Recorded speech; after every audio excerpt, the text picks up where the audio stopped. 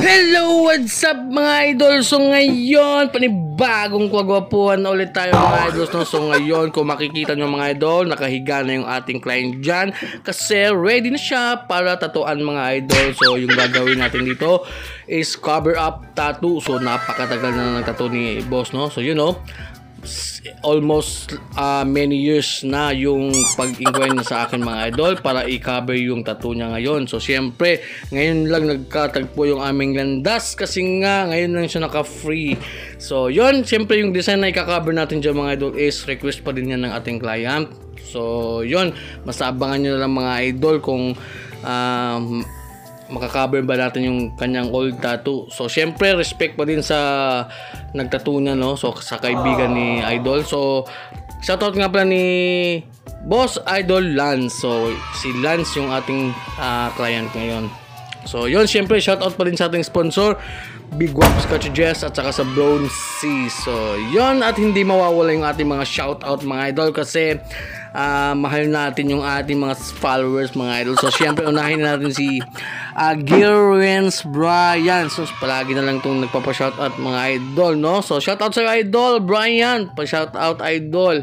At ni Joshua Aaron Corrado, shoutout din idol from Pampanga. Shoutout sa lahat ng taga Pampanga dyan, lalo na ni Joshua Aaron Corrado. So yun, may nag-text pa, mamaya ka na, nag-bubus over ako. So yun, shoutout ni Charlie Carillero Daday, pa-shoutout idol next video.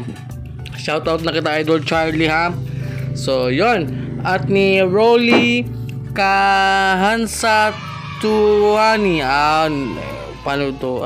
Rolly Kahansa Tuani, pa-shoutout ko lods, basta dili ko nimo shoutout ipadlak ko na imo shop ni Haring Adlaw. Agi atay man ng Haring Adlaw. Ay sus, na din na maabot din na diri sa ato. Sige, shoutout na kita idol para di ko mapadlak ni Haring Adlaw.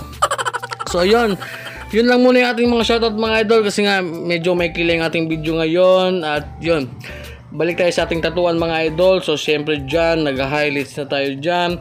At you know, si Boss Idol Lance. So almost mga idol, almost 7 hours yung aming tatuan dito mga idol. So ito na yung aming final result sa cover up tattoo. So 7 hours to mga idol. Tingnan natin kung nandiyan pa ba yung old tattoo.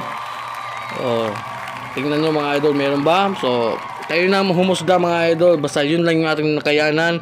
At syempre napakataas din ang pain tolerance ni Idol Lance kasi walang break to mga idol. Walang break talaga, hindi siya tumayo dyan kasi nga ang gusto niya is matapos talaga, no? So yun, shoutout sa iyo Idol Lance. At syempre nagustuhan din ng ating client to at nasatisfied talaga siya mga idol. Syempre babalik pa daw siya sa next session namin. So yun lang mga idol, God bless.